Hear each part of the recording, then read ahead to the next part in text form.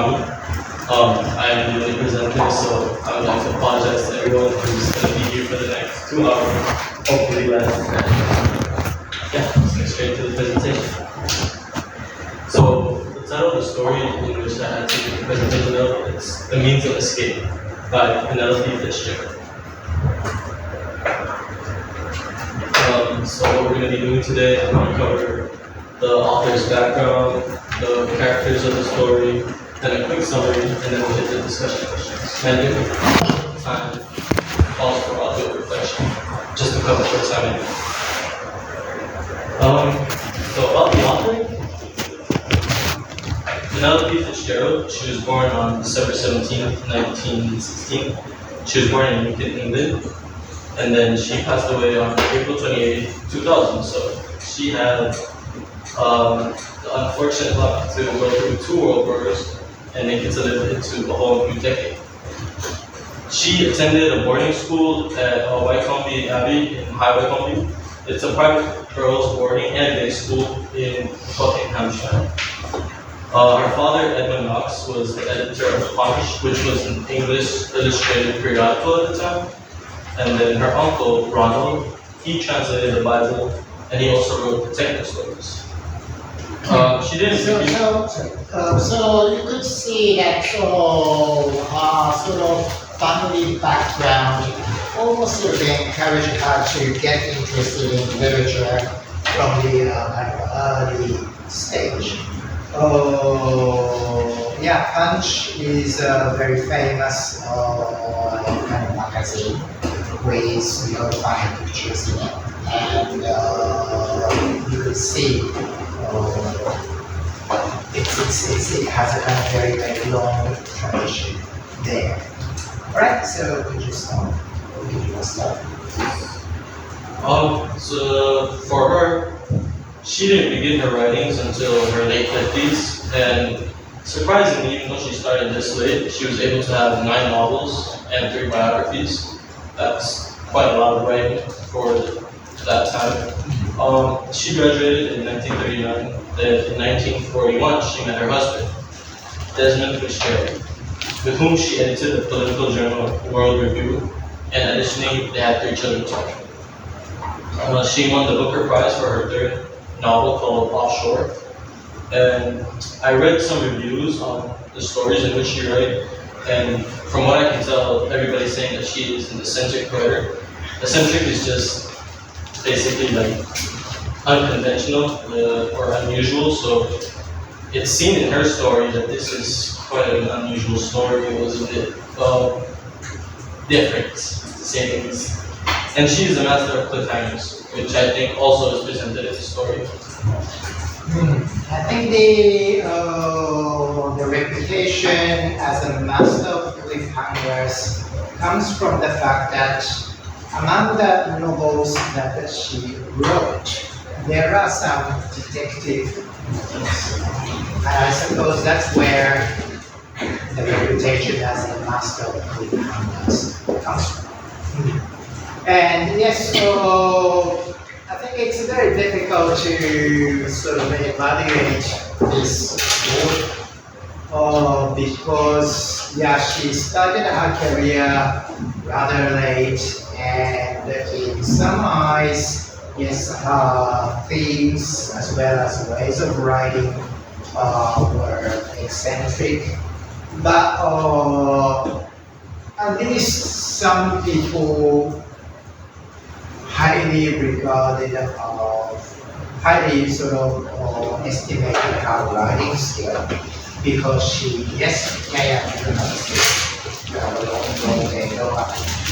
so she won the Booker Prize. What kind of prize is this? The Booker Prize. I won that prize. She won other prizes, but this is the only one in which I could confirm, and it was hard for me to find out what exactly it was, other than what she wrote, which is the Offshore. Okay, the Booker Prize is probably the most prestigious literary prize in Britain. And now they have changed the regulation. when she got this conference, I think those writers who wrote a book-length novel in Britain and in the Commonwealth countries. British Commonwealth countries are eligible for this prize. And I think it is even now. I think even American writers can apply for to be considered for this prize. But still, probably in English speaking world, this is still one of the most prestigious prize with Finland. So that really shows that yes, on the one hand, she has a reputation as a somewhat eccentric writer. Yeah, but at the same time, some people thought very highly of her writing skills. And today we would read one of our short stories. Yeah. I think the reason why I did have a hard time was because of her eccentric writing. I really underestimated the fact that this could be a hard story to read because it was just not more than 10 pages and they were short pages. But her writing it's old writing, and also what she means is you need a lot of time to think about it, and I totally underestimated that. So I'm sorry for a lot of lack of information. But let's go on. So here are the characters. These aren't all the characters, but these are the ones that I think would have an impact in my presentation. So obviously we have the main character. Her name is Alice Godley. She's the rector's or a pastor's daughter, main character. And then the next main character is Savage. Take note that this is a given name, it's not his real name. This guy is a prison escapee who meets up with Alice at St. George's Church. Next up we have Aji Shukberg. I do not know if I read that correctly, but she is Alice's best friend and her family owns the Shukberg Hotel. Next up we got Mrs. Watson. She's a housemaid for the Godley family. Then you have Mr. Ellery. He is a man from Dublin who moved to Holbrook, and in this story he is apparently the creator of the Seraphim. However, in the real world this could not be true. Mrs. Logan. This is Mr. Eller's daughter, and in this story, she is the first capable character to play the Seraphim. We'll talk about her later. And then you got the Lukes. They're just for dinner with the Edmonds. Oh, for those wondering what a Seraphim is, because I totally did not know what this is, that's a Seraphim. I would just say it's like an old school kind of piano. Later on, if you read the story in the first paragraph, it is said that this is later replaced with an organ, which is like a modern sort of instrument. And now we get to the summary. So this story, it takes place in the 19th century in Tasmania, specifically the penal colony of Van Diemen's Land. In the beginning of the story, we're introduced to Mr. Ellery. He is the creator of the Seraphim set. And the first one who was able to play it is his daughter, Mrs. Logan. However, she just basically got tired and said, screw this, I'm underpaid, I'm not gonna do this. And that's how we got our main character, Alice. On her way to practice, Alice, it's at St. George's Church, Hobart. She then goes to meet the prisoner escapee named Savage. Savage was able to escape from the penitentiary and then hide away inside the church, and by luck he meets Alice. Despite Savage being in possession of a literal knife and obviously lurking in the shadows, somehow instead of running away and trying her best to live, Alice just finds interest in this man. And even to an extent where she brought him food and some other supplies. Her good friend, Aji Shukberg, her family owns a hotel. She helped her out with these things. Then towards the end of the story, it's revealed that continuing to hide Savage at the church would be too risky for the both of them. because on Friday there is a regular men's meeting, so he would have to leave. So they decided that he would leave by morning, and instead of Alice going to him, he would just go to her. Mm. His goal was to board a ship called the Constancy in hopes to make it to Portsmouth or Cape Town. He promises with a sign of the heart. In the story, it says that he connects his thumbs and his pointer fingers in a way that forms a heart, so I'm assuming it goes like this. And this was the sign of their promise. That once he settles in England, he would send adequate money for her fare to where he was, and his words being a home for her. However, he never even showed up to her for the women's clothing that he needed. 8 months later, she received a letter that on his way to meet up with her, he accidentally stumbles on to Mrs. Watson, and they had a natural proceeding with each other, and then they both escaped together on Constance. This natural proceeding and his interaction with Mrs. Watson it's not specified, so this is up to the reader to imagine. So now we're at the discussion questions. And our first one is, when and where is this story set? What was the political status of the place at the time? So, this story was set in Tasmania, Australia in the 19th century. It's important to note the time because if you think back to the 19th century, this is before the First World War. So, who was the great power back then? It was Great Britain.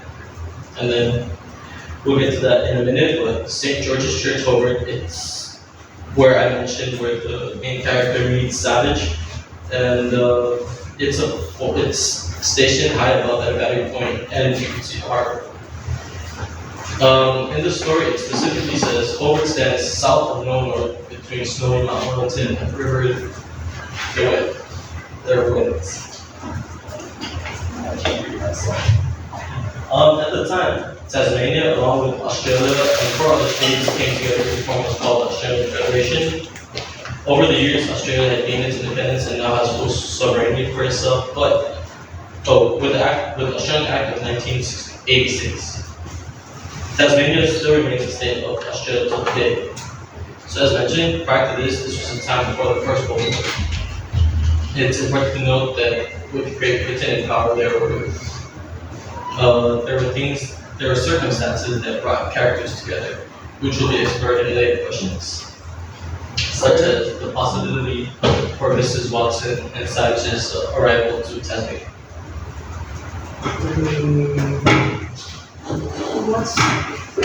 We said this is possibly important to note, but why is this so important? Which part? You said this is possibly important to note. In what sense? So, Mrs. Watson,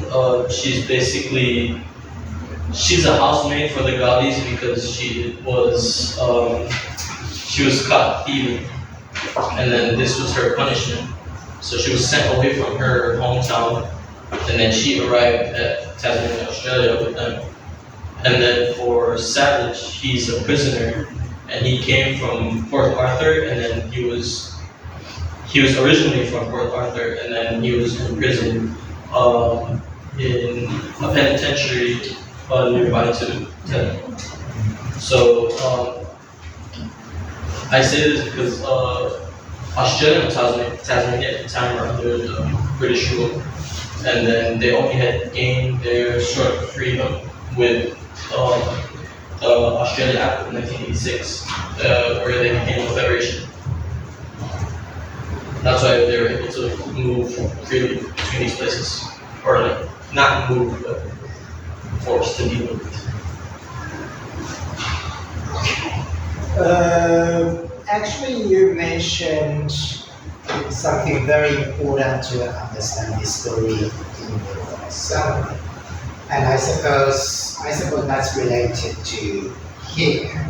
Right. So Mrs. Watson was arrested and was sort of sent to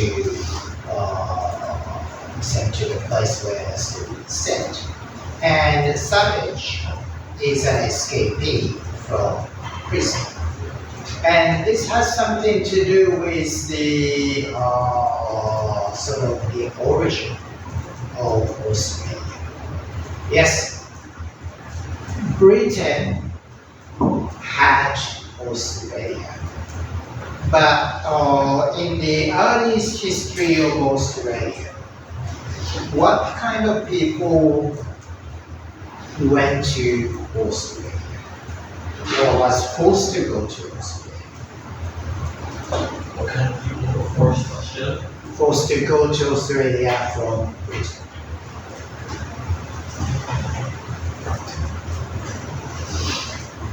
I'm gonna take a wild guess and just say prisoners. Prisoners. Yeah, prisoners were sent to Australia. Why? They got crazy creatures out there. I don't know.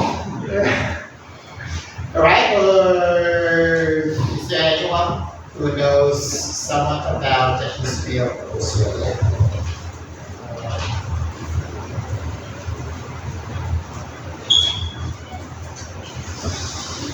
It used to be a penal settlement, right? Basically a place where all the convicts were sent to before the 18th century, right? Yeah. I think this story is set in the at least sort of mid 19th century. And it had still that sort of trace of the beginning of Australia. Right? And of course, Australia has Aboriginal people before the arrival of British people. But basically, when sort of after Australia was discovered by Captain Cook, Australia was sort of designed to the place where Britain could send convicts, those who committed crimes, right? And that's why, yes, Mrs. Watson and Savage had some sort of criminal record.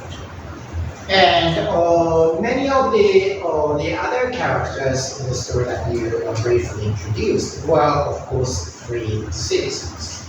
But the reason why there were such sort of former criminals over there was, I suppose, because of this early history of Australia. Yes, Australia sort of eventually became sort of self-governing colony by the end of the 19th century. But before that, really, Australia was where those who had committed crime were sent. If that the extent of the crime was too severe, the penalties, yeah, you have to go to Australia, right? And those who wanted to escape from the law would also go to Australia. One of the sort of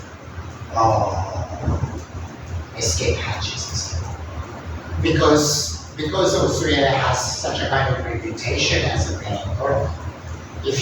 Once you manage to go there, no one will sort of search you, right? So for those who wanted to have a sort of second chance in life, for those who had sort of trouble with the law, would go to Australia.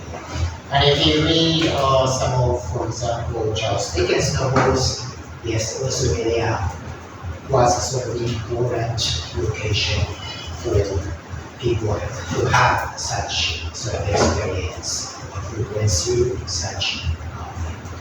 And yes, we don't know exactly which part of the 19th century, but obviously the story is set in the mid 19th century, where the characteristics of Australia as a colony was very, very strong. Okay. Okay, then shall we move on? This is a easy one, so let's move on to question 2. For our second question, it's what kind of person is Alice, and especially judging from her interactions with Savage. Um, for this, I came up with 3 things that I thought about this character. So first, I'd say she's brave. Why did I say so? In the story, it says that Alice liked to read mystery stories when she could get a hold of them. And this thought struck me now. The form of man is advancing from the shadows. I did not know that anyone was in the church, she said. It is kept locked. I am the organist. Perhaps I can assist you. This was presented on page 472. In the summaries, I mentioned that when she was going up to practice playing the Seraphine, this is when she meets Savage. And she doesn't meet Savage because she was there to meet him. She was going to practice, and this was in a rather dangerous setting. And she did not exactly falter or have fear. Instead, she thought about a time where she was reading a magazine, and then she's just saying, well, I'm experiencing this now. Oh, sorry, I am. Experiencing this. Okay. Yeah. For a second characteristic, I'd say naive or even uncritical. This relates to the first thing that was said, everything from that first point to being brave. This is just another way to look at it. And then another thing is, in the same page, it says that I come from Port Arthur, I was a poisoner. My aim was to frighten you, however, as of now, it is not my goal. These were words from Savage to her after he really pulled out a knife and was saying, I wanted to first cut your throat. And with this being said, like verbally spoken for someone you don't know who just walked up to you from the shadows, I'd say that she was pretty naive not to think otherwise of him and to even continue the conversation. Yeah. And then for a third thing, I'd say delusional or probably just open-minded. When she moves to go talk with her friend Alice, this is how her conversations went. Did a sudden strong warmth spring up between the two of you? And then I think that it did. This was Alice's response to her friend. This one was more towards the end of the story, when she was in bed anticipating the arrival of Savage to get the women's clothes before he would board the ship. She let her thoughts run free. She knew perfectly well that Savage, after years of enforced solitude, during which he had been afforded no prospect of a woman's love, was unlikely to be coming to her room just for a bundle of clothes. If he wanted to get into bed with her, what then? Would she raise the house? I mean, she's literally in bed waiting for a prisoner escapee to come visit her for clothes, and then now she's wondering if she's gonna have some sort of adult interaction with it. So I don't know how to word this other than being open-minded, possibly delusional. Yeah. What do you mean when you call that delusional with a question mark? I mean, I would base it from this first point from page 474. Did a sudden strong warmth spring up between the two of you? And then her response is, I think that it did. What warmth do you get from meeting a prisoner? Yeah. Who is a poisoner? Like, you know, like, all I get is I'm gonna get killed from this, you know, like if I continue this conversation. Me personally, if I were to make something like that, I don't know if that's the norm in today's world, but that's how I see it.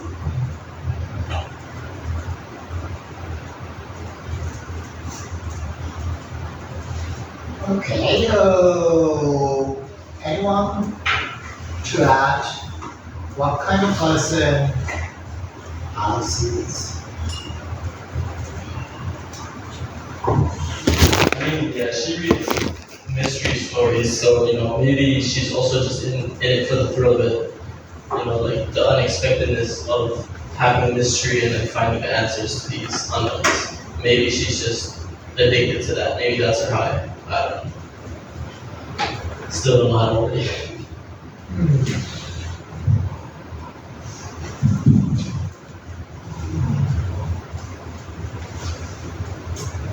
Alright, anyone wants to comment on it? Repressed, maybe? Repressed, okay, Like, one way. I mean, she likes mystery novels, but Ah. she likes the thrill of it. Like, she wants to escape from Savage. And there's a part in the book where he says she only wants to call for help after Savage was gone. Delusional, yes. Guilty, yes. But I think there's part of it where, like, she feels repressed, like, in this place, and she wants to escape those habits, and, Repressed, okay, what would be material space? Yeah, for sure. I mean, judging from the story, she's definitely coming from a rather high class family, so she probably just feels a sense of being left out from other experiences, or maybe she's just getting to the age of wondering what could these experiences be. So yeah. Yeah.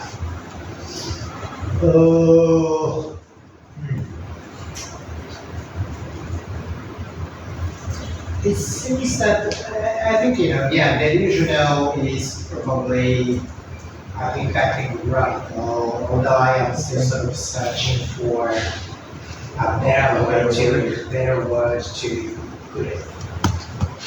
It is as if she was sort of interpreting what is happening to her with the reaction with Savage as almost like sort of mystery stories. romanticizing. Yeah, and because in a sense her sort of mind is full of these plots or kind of romance stories. Oh, that's how sort of she reacts. She sort of follows almost the sort of those scripts of these stories. And yeah, so in a sense, she's almost sort of mixing up reality and what the fiction tells. And I think there is a sudden strong wall spring up between the two of you. This is a question, and the answer is I think that it did. Yeah, she's not really sort of sure, but almost like it's as if because this often happens in the story. This must be what is happening to me, right? So, but she's not really sure, and that's why there is a codifier here.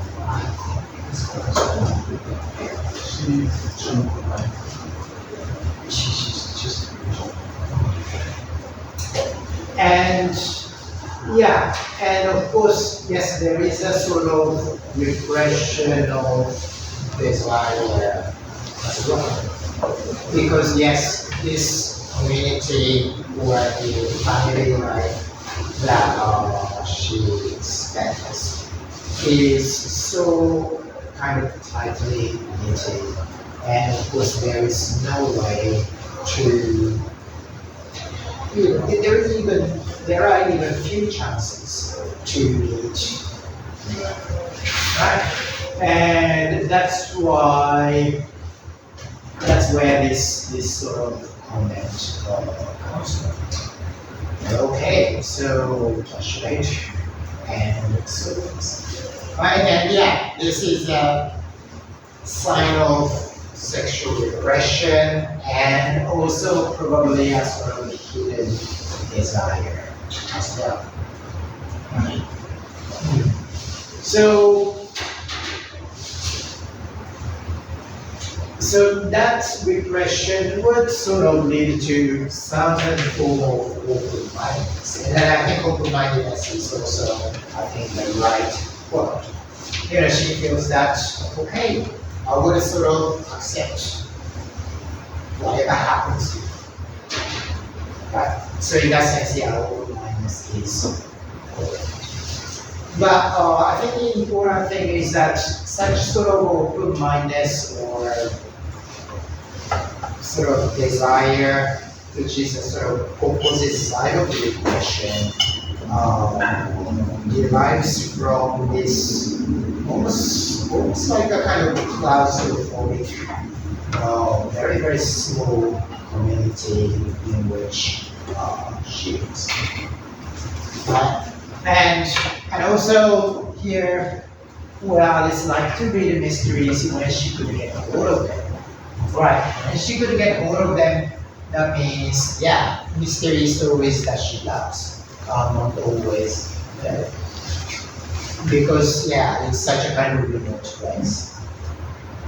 Right, so, yeah, she loves mystery stories, but there is no library, and there is no internet, there is no ebooks, and of course, that really shows that she lives in a very remote area.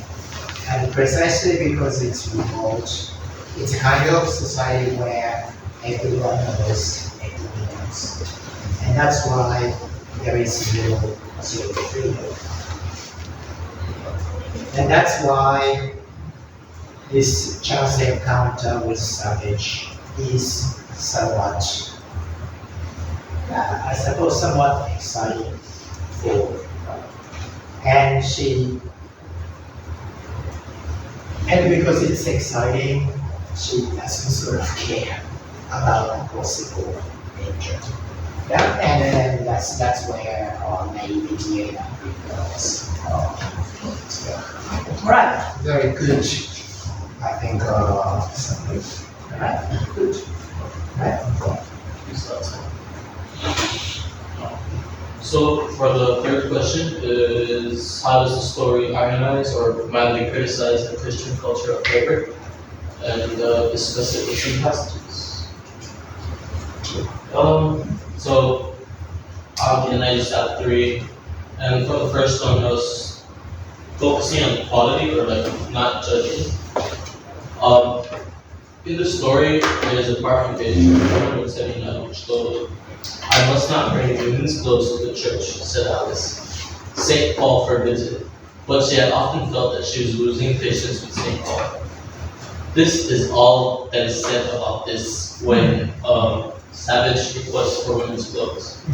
Savage does not state the reasons and why he needs it, and this was the response of Alice. Why she can't bring the women's clothes is apparently because St. Paul forbids it. Why St. Paul forbids it, Lord knows. And then it goes on to say that she's losing patience with St. Paul. Yeah, maybe because he's doing some crazy things, like forbidding women's clothes to church. So that's why I wrote equality and no judgment. And for the second thing, obviously it would be lust. Sorry, why did you put the subheading equality and no judgment? Subheading. It's equality and no judgment.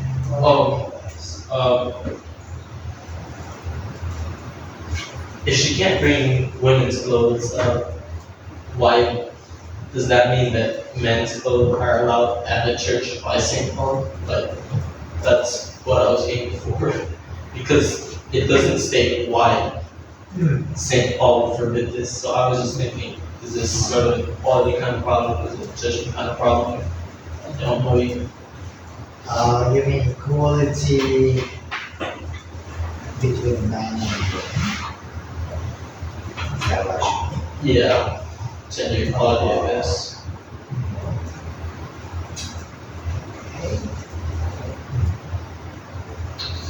Okay. Yeah. So you seem to be saying that there is no gender equality. No equality? I'm not sure. Yeah, that was my initial thought. But thinking about it right now, Uh, this does not relate to the question at all for that subheading. uh, yeah, well, I think it is related.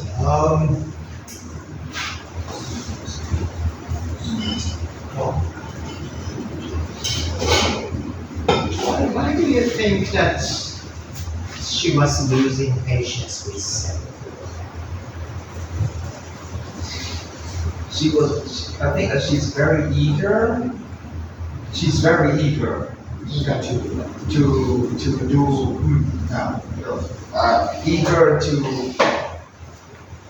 eager to invite Savage into her. I don't know how to say it, that doesn't make it sound weird. okay. Clearly, Alice is very in the mood. Okay. I think she's looking issues with all the rules of the places she's in. Yeah, she's basically getting bored of her environment because something that her environment deems as sinful literally just entered. So now she's getting impatience with her environment, basically. Yeah, she feels, she's tired of the rules and she feels repressed. I guess she's losing her patience. Yeah, like, I still don't get what that means. I must not bring women's clothes to the church. But like in practice, what does that mean? You can't wear clothes. Yeah, we are not really quite sure, but I think, one of the reasons why, presumably one of the reasons why she was losing patience with Saint Paul is, yeah, because that's a sort of rule sort of set up by a society which is strongly characterized or influenced by Christianity. And particularly in her case because her father is Oh, a pastor. pastor. So of course, that kind of, at least inside of faculty, that sort of teaching of Christianity comes a lot. Yeah. And of course, she's sort of encouraged to follow what the Bible teaches. And probably, yeah, she's almost sort of secretly revolting against at least a part of what such kind of social rules demands her to behave. And therefore, probably no judgment is sort of slightly misleading. Yeah, honestly, I think they low-key saved my life with that comment because now that I read this, like I said, this is pretty old English. You gotta understand that Alice is not a woman, she's young. So I guess when she says women's clothes, she's probably thinking about like dresses and stuff. And then I guess that formal church attire at the time would probably be something that's super covered up. And when he says women's clothes, she's probably thinking like, oh, women's clothes are something that a woman would wear to, seduce the guy. I don't know if that is what she's going for, but that's the first thing that I think of. Okay. Yeah. Maybe. Oh, but so in a sense, she's starting to have some sort of very vague awareness of how much her life was determined or sort of limited by sort of what the society, the small community sort of expects her to do or expects her not to do. And this is probably where she's sort of losing patience. So she has some sort of judgment. Yeah. Right, then let's move on to the second. So the second point is pretty much just the first point at this point. So lust. She let her thoughts run free. This was also used in the previous slides. She knew perfectly well that Savage, after the years of solitude, she probably would have other ideas than just coming over to get clothes. And if he did want to go into bed with her, then what would she do? She raised the house. Thinking about it now, we can also relate it back to this first point from page 479. And that's why I put lust as sort of thing. Also, you can think about Mrs. Watson. Watson. Yeah. Keep mixing her up with Johnson. Yeah, Mrs. Watson and Savage's natural physique. All right, and then could you go back to the previous the question that I said? Okay, by sort of describing Alice's sort of sexual desire, if not, lust is a really, really strong word, so I wouldn't use it. So let's say, yeah, sort of hidden, suppressed sexual desire. How does the story ironize the Christian culture?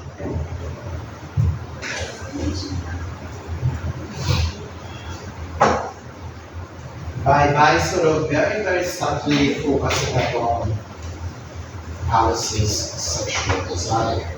How does this story sort of mildly ironize or criticize the Christian culture of this small village or town?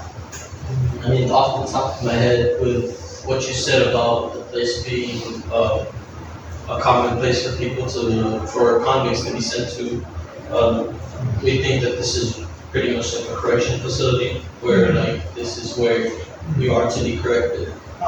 So with the story presenting rather the negative sides of this, which is like the irony in this, I think that that's probably how this author is criticizing Christian culture.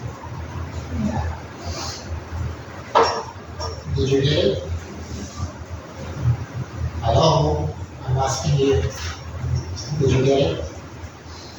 Yeah, it's a very, very subtle form of sort of almost sort of poking fun at the sort of superficial decency of this community and how much actually this community doesn't sort of allow sort of any room for people's desire. Right? So, and I suppose this is, yeah, and given that, yeah, this is a sort of what is happening in a place where the characteristics as a penal colony is still strong, it's doubly ironical. Yeah, and I think you really open this line, it's very, very sort of humorously ironical. Yeah, by sort of focusing upon Alice's sort of almost kind of focusing upon Alice's sort of sexual fantasy. Right? Right, then let's move on to the subplot. Okay, so for the third point, it's going to focus on the model penitentiary at the time, and then the main focus is probably going to be extreme beliefs and practices. And I would give credit to the professor for this one because he's the one who threw this idea at me when I first sent in my paragraph. So this is a pretty long thing to say because this is how long it is. This came from page 475. It's pretty much a paragraph. In this part, Alice takes out a mask that she she picked it off after Savage had retreated because he heard a noise and ran away. Savage, when he first met Alice, which I totally forgot to mention, he was wearing a mask. A mask that had two holes that would show his eyes. What was the purpose of this mask? It was to hide their faces, and they would wear this in jail, penitentiary. So this is what she brought, and she was showing to her friends. When she showed this, her friend asked us, do they actually make them wear this? And Alice says, I've heard my father speak about them often. They wear them every time they go out of their cells, and they put their part in the new system. They have to prove their worth. With the mask on, none of the prisoners can tell who a man is, and he can't tell who they are. He mustn't speak either. And that drives a man into himself so that he's alone with the Lord. Can't help but think over his wrongdoing and repents. I never saw one of them before today. And then it just says it's got a number on it. It said, actually, not going so far as to touch it. I dare to say it's probably for larger. So that's an explanation of the mask. And the reason why I say it's extreme beliefs and practices, around the middle part it says he mustn't speak either, and that drives a man into himself so that he's alone with the Lord and can't help but think over it. That's, to me, projecting. As a Christian, as somebody who would be a Christian, it would be your own personal belief. That's what I believe in, and I'm sure that's what all Christians believe in. So this is also probably higher than the Christian culture, because they're literally forcing someone who's in prison to wear a mask and to not see any other person, not even see themselves, and just apparently focus on the Lord. And that's not right. That's being forced into a belief. Right. No. Let's finish this off. Right, could you go back to that quote? Yeah. All right, so according to this passage, yes, every prisoner has to wear a mask, where only there are only slaves sealed. And with the masks on, none of the other prisoners can tell who a man is, and he can tell who they are. And he must then speak unto you.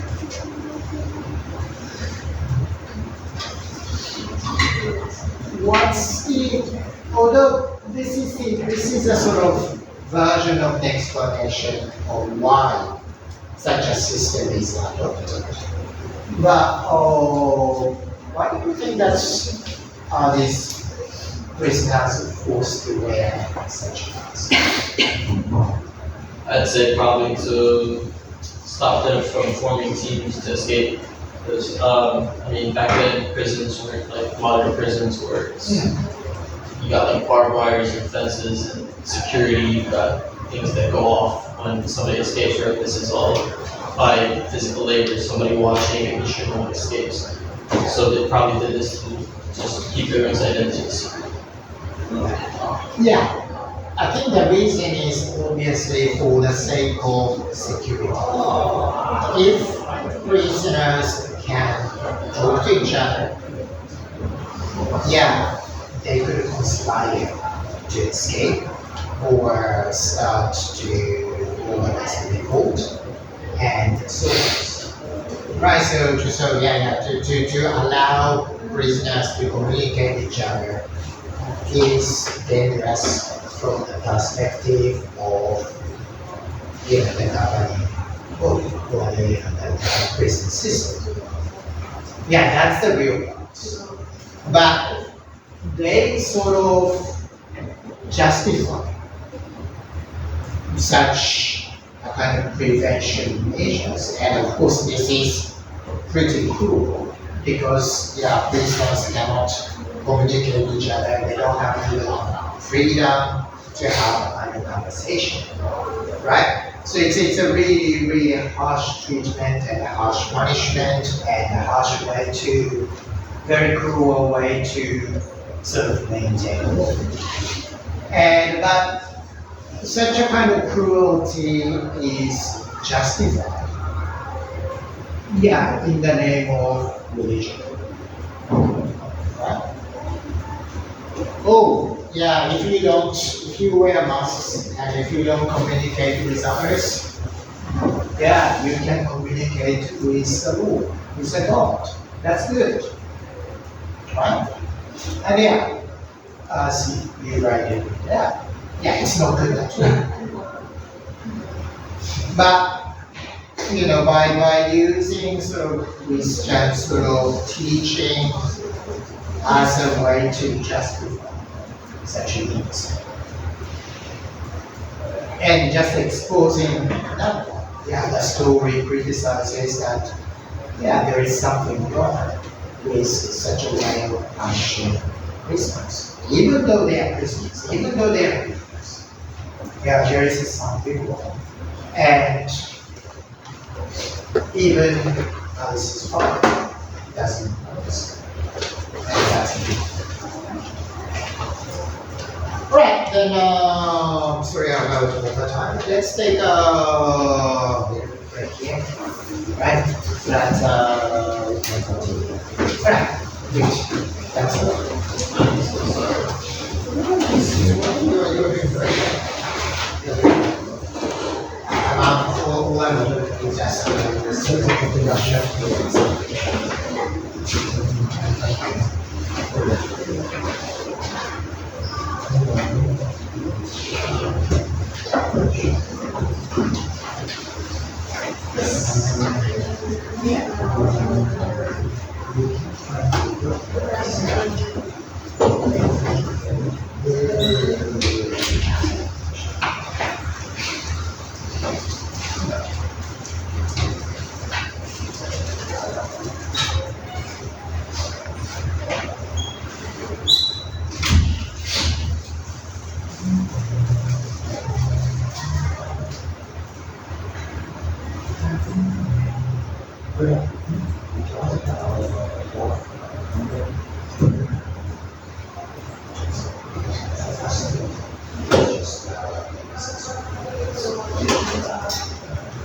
Alright, please record yourself.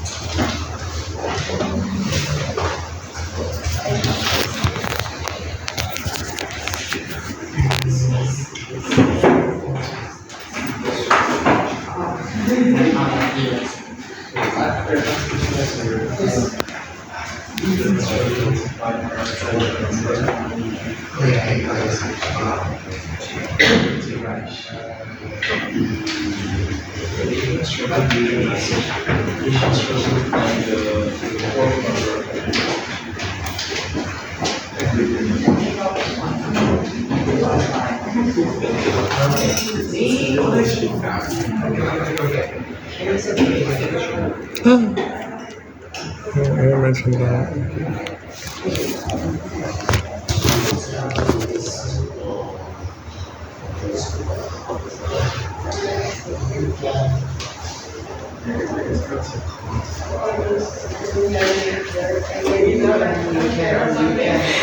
The best way is to use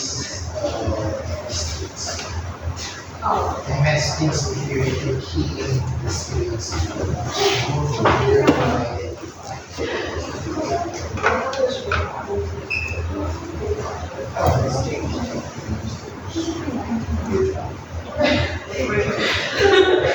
That's the easiest way. Maybe now. Or you can sort of shout. Okay. Shout that I am weak. I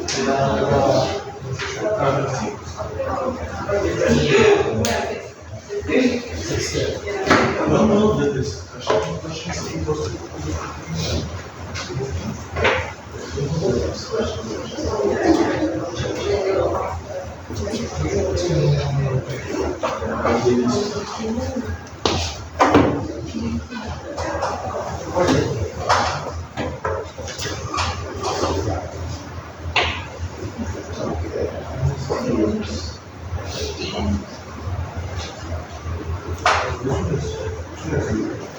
Maybe say 60.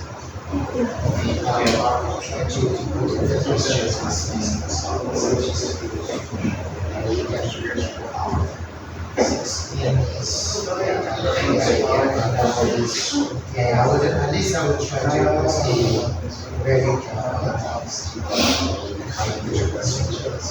So you can separate.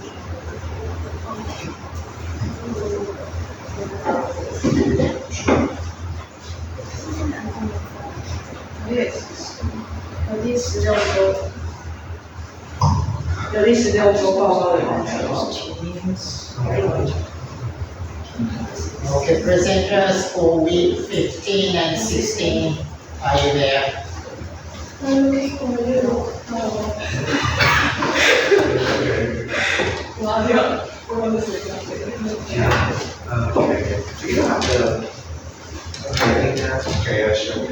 Is the person with the student ID 413856013? No. 413856013? No. It's not here? Yes. Not here. It's Yeah, the best way is to send to some messages.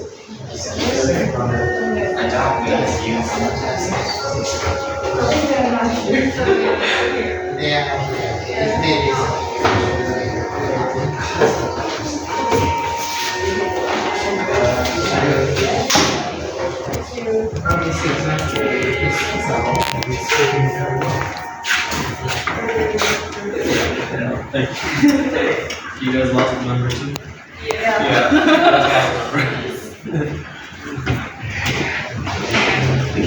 That's because this presentation is too hard or the text is too hard. That's why so many of these. It's too It's really difficult. hard to understand how the That's too hard. novel. Yeah, the story is already too hard. Is that sort of reading about is too much? We're trying to find. But it's very difficult to find it even short There's time. four. It's me, him, and Terry. There's one more person. When next time I have English. I'm pretty sure they just don't care for this Yeah. kind of stuff. Not saying you're teaching your course, just. Just all. Yeah, mom. Okay. Yeah. What's this?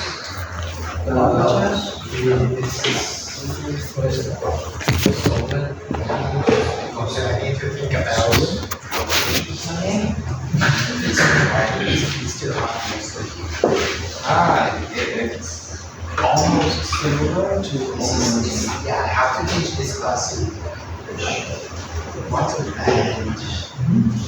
So yeah, somehow I have to give you credit for that. And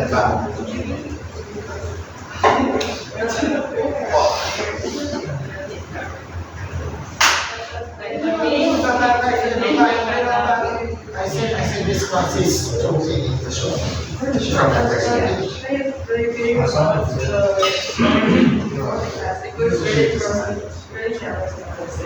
Yeah, so you're not supposed to do that. Yes, but that's all. I'm so sorry. Right. I have to do a little bit soul search after this study. What should I do? What do I go to wrong? I think this class is fun. Yeah. You just have to sharpen the stick. Just think about somebody teaching you these things. This is how nobody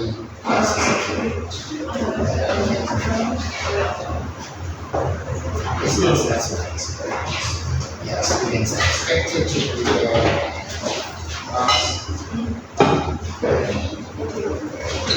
Alright, then yeah. Before I start to feel too much depressed, Alright, so then here comes the question.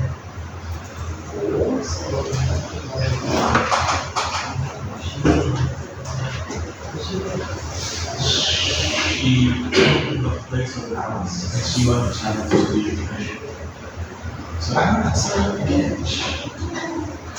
so instead of Savage to move after and do the stuff. Okay. And Mrs. Watson offered to instead, take her place. And she went to the UK. And because she doesn't like to write, we can say like she doesn't trust writing or something. Remember this Right. Let's stop this. Question 4. Okay, so question 4. Oh, I'm gonna not use the mic this time because I tend to stutter, I tend to choke up when I use the mic, but yeah, I'm gonna try to just use my regular voice. So what is it that she did? Well, like he said, yeah, she pretty much just took Alice's place. Oh, But I think from this, it was more focused on she escaped with Savage on the ship. So focusing on that, for the first point, I'd say that she had nothing else to lose, or she just dislikes her current life. Why do I say so? At page 477, it says that Mrs. Watson was, at the best of times, a very sad woman whose life had been an unfortunate one. She had lost 3 children before being transported and could not now remember what they had been called. Alice, however, did not altogether believe this, as she had met other women who thought it unlucky to name their dead children. Loss, death, those kind of things, those are absolutely terrible things that anyone could ever experience. So, for Mrs. Watson to lose not 1 but 3 children, especially being her own children, I think that definitely did take a toll on her. And then once she was transported to be of the service to the godlies, to sort of like pay for her crime, she just got this mindset that I got nothing else to lose. That was my thinking going into this. For the second point, she connected to Savage by trauma. Why do I say so? As chance would have it, Mrs. Watson had been taken up only a week later for thieving. She had tried to throw herself in the river, but the traps had pulled her out again. So, aside from her having lost her 3 children, she tried to throw herself into a river after she was caught thieving. Why was she thieving? We don't know. Maybe she was probably completely out of money for basic needs, for necessities. Maybe she was thieving because she just didn't care anymore. But by the end of it, she tried to throw herself in the river. We don't know if it was to escape or to end it all. So by that, I think that with all the traumatic things that she's gone through, once Savage sort of came over into her life and possibly before their natural proceedings, they probably had some sort of talk and they connected by trauma. That's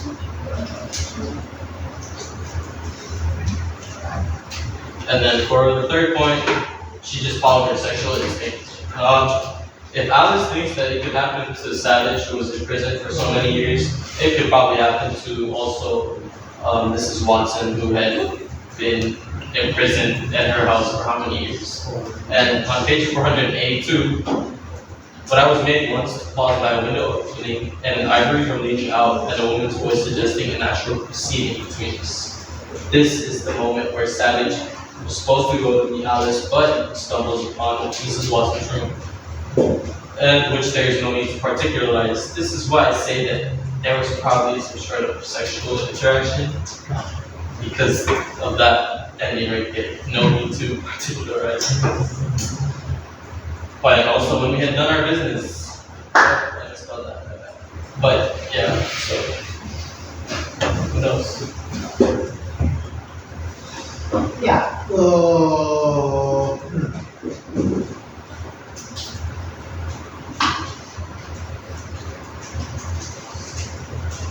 Yeah, I think the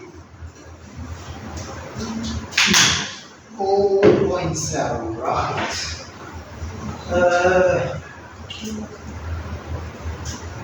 What kind of connection do you find between Savage and Mrs. Watson? Um, By you said trauma. Can you sort of share your explanation here? I mean, they both were transferred out of their home places to Tasmania. And though Mrs. Watson had a different sort of prison, I'd say that was also add on to her trauma. And obviously, as we went by, Savage's experience was a lot more extreme, Yeah. especially in that prison. So that's the trauma I'm referring to. Maybe it could have also just been a connection with their crimes. Kind of like in movies when you see villain couples. But these guys aren't exactly villains, they just had a connection. Okay. Yeah. I think they at least share their sort of kind of stigma of being criminals, right? Yeah. Definitely, she's deeply traumatized what happened to her before, but we are not really quite sure about Savage, Right. and we are not quite sure whether Savage is really traumatized or not. I mean, obviously he had a hard time, and that's why he decided to escape. That's Yeah. true. Probably, yeah, not by trauma, but connected about to Savage by the sort of common sort of criminal records or something. Then probably I think what you are saying makes sense. And about I think the also important or another important thing is definitely there was some sort of sexual desire there, and that's why in a sense Mrs. Watson sort of as you said took the place of house. Right. Good. Think about this. Sorry. Alright, for the fifth question, it's what meanings do you find in the story's title, The Meanings of Escape? And then I have three ways to look at this. The first one being the main point. So the reason I put means to escape is everything on the left would be means, and then obviously to, and all the words on the right would be escape. So for the first point, Alice as a means to Savage's escape. So obviously Savage is an escapee, and he had, I guess, a rather lucky encounter with Alice. And his main goal was to flee Tasmania and not become unguarded again. So this is why I say that Alice was his means to his escape. You know, she provided food for him, even though it was just for one night, and shelter. She did not give the shelter to him. She did this by not snitching, by not ratting him out to the officers or to her father. And then clothes. Even though it didn't happen, she was willing to do it. With that being our main focus, it opens up the question, was Savage's promise legit? Or was this really just his means to escape? So maybe this will relate to the next question about the unknown narrator, which I will bring up, but I just have to throw that out there first. And then for the second point, Savage as a means of escape for Mrs. Watson, or vice versa, Mrs. Watson as a means of escape for Savage. I mean, you know, they basically used each other. I mean, Savage was supposed to meet Alice initially, however, he just stumbled upon Mrs. Watson by chance and changed plans. So they ended up being together, and I'm sure they helped each other out, which is why it was a success. And for the last point, the godly family as a means to Mrs. Watson's escape. I mean, I don't know why she had a different way of imprisonment, but she was, her sort of punishment for thieving was to serve as a housemaid for his family. And with that, she probably just begin to harbor like ill feelings, and then it just bottled up, and eventually she just wanted to leave. Maybe she hated the godly family. It's maybe unlikely. It's not at all impossible because it doesn't say. But throughout the story, it is said that she is treated very kindly. She is not separated from the family. That dinner that I mentioned with the Lukes, she was there at the same table as them having dinner. She was separated and just sent dinner. So I don't know, but that I wouldn't think that she would probably hate them. Maybe she would hate the chores that she does, but I highly doubt that she would hate the family themselves because they didn't seem too rough on it. So yeah, she just used her situation as her means to escape.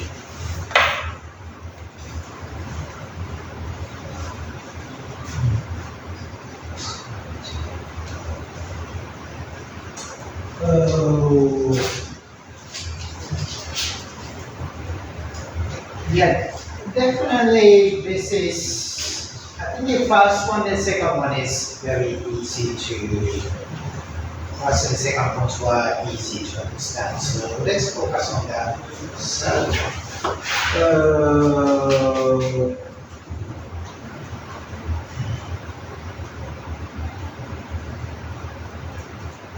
if she really sort of bottles up sort of rather bad feelings towards her new environment, what's the possible reason for these bad feelings? I think you were right. I think you were right. But all I'm asking you to is to explain a bit. Yeah.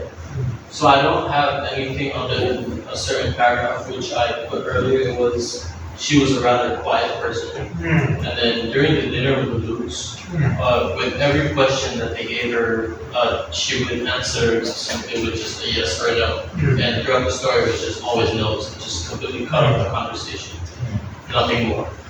To me, that just indicates like maybe this person is not exactly happy with her current situation or just not in the mood for anything. So yes, this really might just be an assumption. Actually, it really just is an assumption by me. But yeah, I still believe she does because by the end of the story, she leaves. Definitely.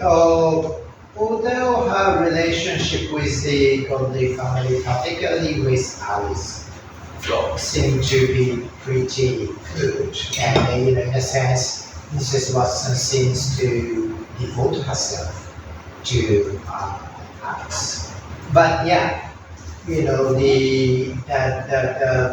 main reason why she was sort of sent away to Australia was because of her criminal record.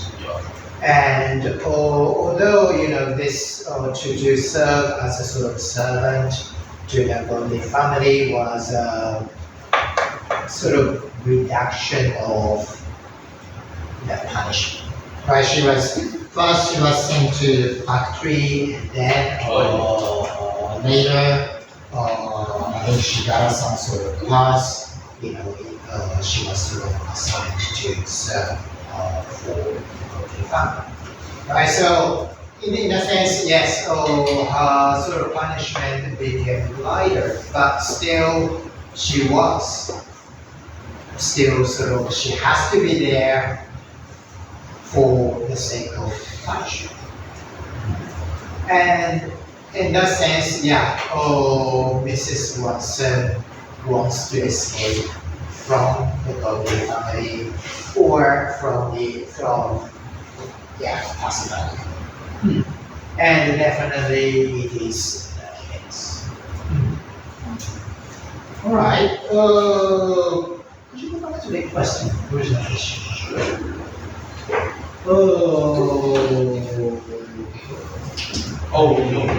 The previous. The next question.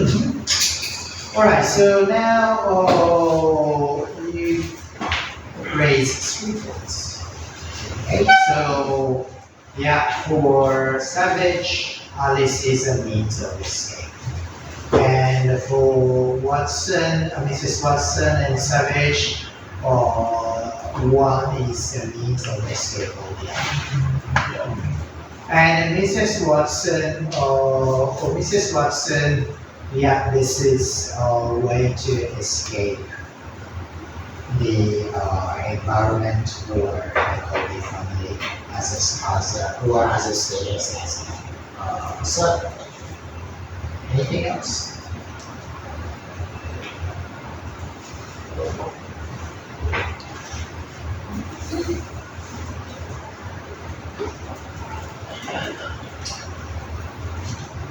What about Alice? Oh, Savage. Okay. Alice is a means to escape for Savage. Savage is the means for Alice. Why? Because, well, first of all, the fact that Alice wanted to help Savage signified two things. Number one, she's very bored of her life. Ah, And number two, she perhaps, maybe, think that if she can get Savage to skip town and make a promise, basically, then Alice would also be able to escape from her current situation. yeah. I think that makes sense. That's why Alice has such a kind of high expectation Yeah. towards this adventure or misadventure with Savage. Yeah, and as we have seen, I mean, there is a sort of naivety in Alice. But, Alice really sort of believes in Savage's promise. It was her escape into her delusions. Yeah, this is yeah, and I'm not really questioning the illusion. I mean, Savage promises that, okay, if I manage to escape safely, what happens? What's his story? What's his promise? His promise is that if he gets there and he settles himself, then his promise to her is that I will send just enough money for you, and then you will find fairies come to me to where a home is for you. Yeah. So in that sense, yeah, for Alice, yeah, Savage is a means of escape from sort of very, very limited possibilities of boarding. Yeah, and I think that's again there is a kind of sense of irony, slight irony there too, because everyone wants to escape and everyone is someone's means of escape. Right. Right. Good point. All right, then let's move on to the final question. Okay, nice. The last question. Yes, nice. This story is told by the nameless narrator. So what effects does the temporal as well as cultural distance between the story and the narrator create? This was a bit hard. As you can see, there's pretty much little to nothing on this slide, so I will try my best to go through it. So for my first point, I would say there is no time barrier. I'm focusing on from the reader's experience mostly, from my experience. Despite the story taking setting over a century ago, the nameless author provides for a way for the audience to have a way to deeper immerse himself or herself into the story. Why do I say so? Because there's a ton of ways you can interpret this story. Like, I thought I already understood the story, but then I came up here and I'm presenting it and I can see so many different other things, right? So, I just think that this is a timeless story. I can see why she would be named like a master of cliffhangers, and also she has eccentric writing. It's just totally different from what you're used to. And then for the second point, there's no culture barrier. Even though it the author, Miss Fitzgerald, wrote this rather later in the 90s. Readers of all ages won't have a problem reading the story as the narrator is able to depict clear pictures of what is going on in the story. So this story, I failed to mention it in the beginning, but she wrote it in the 90s. I mentioned that she was born early in the 1900s, and then she wrote this in the 90s, so she would be pushing 90 by that time. That's pretty cool. And she wrote it so clear that you can picture what's going on, and you can even have imaginations, right? Oh, and then for the last point, it's unbiased. With the story being told from a third-party perspective, it's rather unbiased story from a third-party source. And this, I left it even though you thought maybe not, but I say so because what really? It's just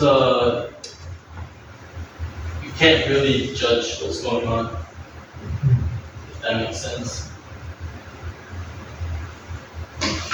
How is it related to the unbiased perspective? I mean, oh my gosh, how would I explain this? Maybe,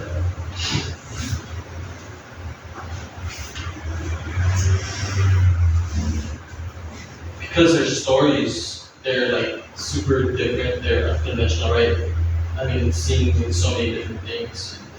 Alice wanted to escape with a prisoner when she already has like some sort of set life, or whether she was feeling lust for this prisoner, or whether it was just a thrill. I think that when the narrator presents it like this, it's gonna give you an unbiased feeling. It's not gonna give you like, oh, this side is right, this side is wrong. It's just the story itself. Okay. Yeah. Alright.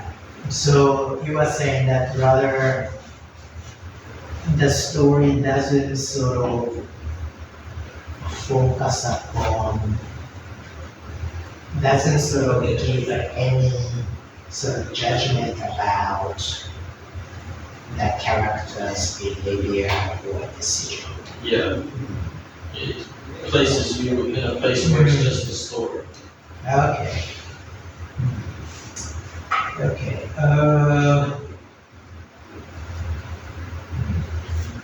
So I suppose what you mean is the story sort of, or the writer presents this story from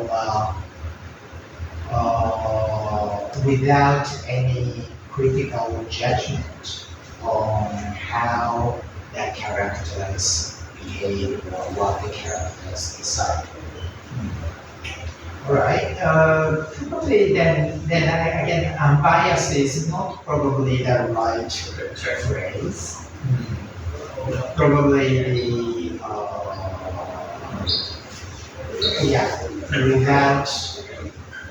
without sort of judging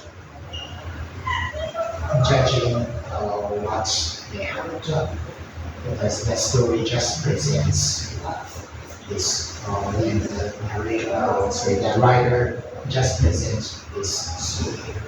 That makes sense.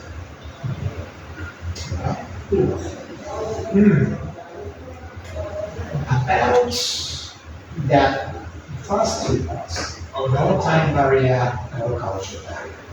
Okay, on the one hand, you are right.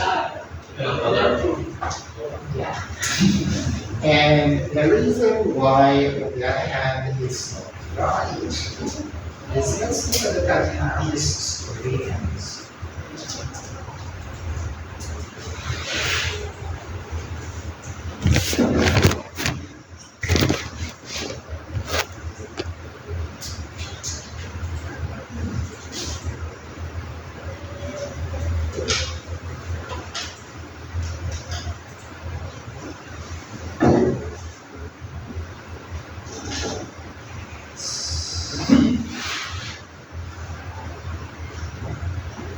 Alright, the part I would like to focus on is the very final part. Okay? This letter of Savage in its incomplete form is now, like so many memorials and convicts, in the National Library of Tasmania. There is no word in it to ask only from Mrs. Watson herself. It would seem that, like many people who began literary later in life, she read a great deal, the Bible in particular, but never took much to write and tended to mistrust it. In contrast, her motives for doing what she did, which, taking into account her intense affection for Alice, must have been complex enough, were never set down and counted on maybe guessed at. So the narrator admits that there is no record from Mrs. Watson, and all we can do is just only guess why she took such to escape with such almost a complete stranger, right? So I think this writer is very clever. On the one hand, yes, the story is so clearly written that we can immerse into the world of the story.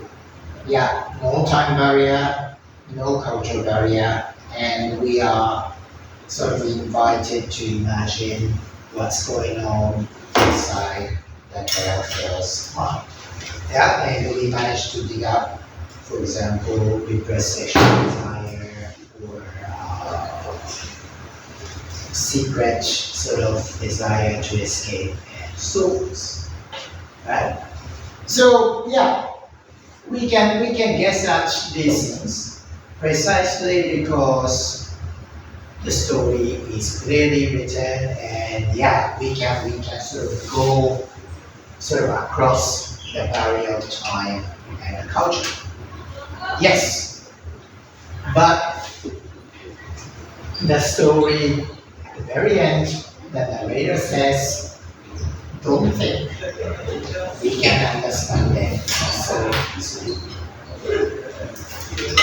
We can only be, we can only just guess because the record is simply wrong. So there is I think this story seems to have a kind of slight of irony towards readers as well. Yeah, because yeah, I force you to analyze, guess, and so forth. But the narrator says, don't think you can understand these people so easily. No, all you can do is just only guess. But also, in a sense, yeah, that's the story. I think there is a sort of very, very clever sort of trap at the very end here, right? So, okay, you think you understand everything? No, we just guess. Right? So, in a sense, the story, on the one hand, sort of invites readers to go beyond time and cultural barriers. But at the same time, the story says, don't think you can understand so easily about the past. Yeah, that's a helishly difficult thing. So, in a sense, on the one hand, you are right, but on the other hand, yeah, there is something else here. Yeah. Right? All right. Oh. Okay, so your conclusion and the reflection. Oh, okay. So, yeah, I think that this story is it's for smart people, not people like me. So many different things to think about, and I totally underestimated this story. However, like it was a good read. It was a good brain teaser, and especially with the questions that you left for me to go through as I was understanding the story. Really, I don't know. It's just, she really is a master of cliffhangers and having some crazy stories. Yeah, that's what I think about this story. Thank you. Okay, good. Yeah, and if you think that's okay, then what kind of other clever stories this writer wrote, and if you want to go to the library and take a look at it, yeah, these things was we have studied about this. So thank you very much for doing this along. It must have been very tough job. So let's upload.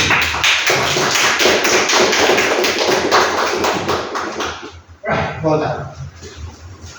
Okay,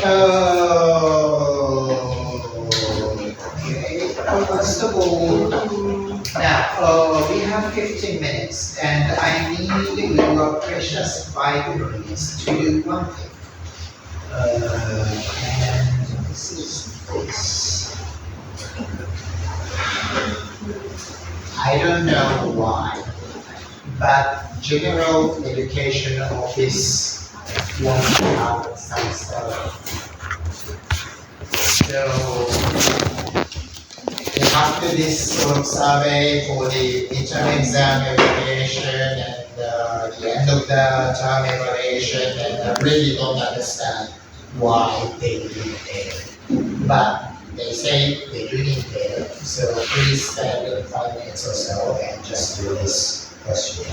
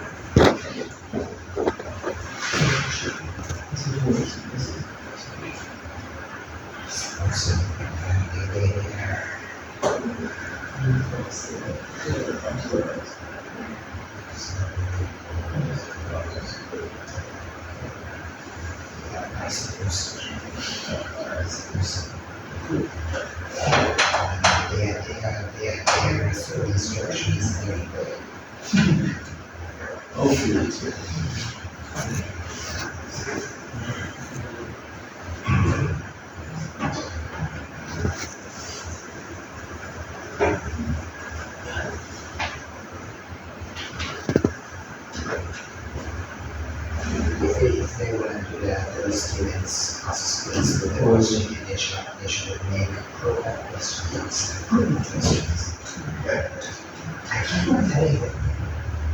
Don't make confusing questions.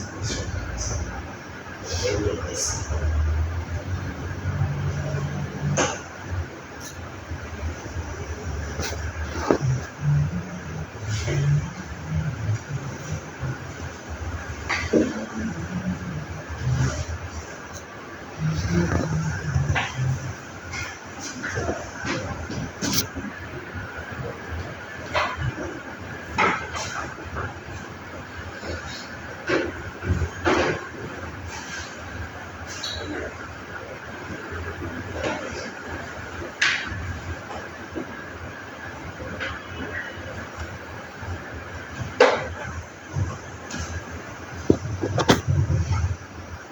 Okay,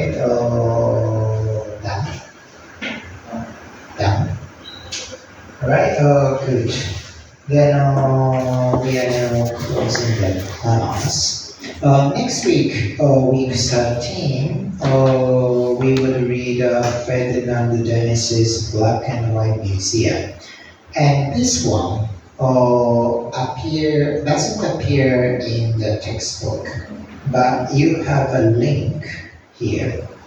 And so you can follow the link and get the story. Alright, so for the presenters for the next week, please second.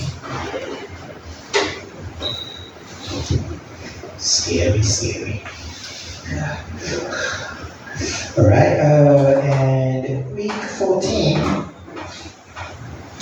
Alright, already questions are here, so start preparing reading and start preparing for the preparation. And week 15, already questions are here. And week 16, I'll get things ready by the end of the week. Okay? Alright, then any questions? Alright, okay, now the number of students is dwindling, and I'm really worried about its consequences. But you are still here and you want to get credits, so yeah, just let's do our best. Alright? Right, then let's finish the class. Thanks a lot and have a very nice evening. Bye for now.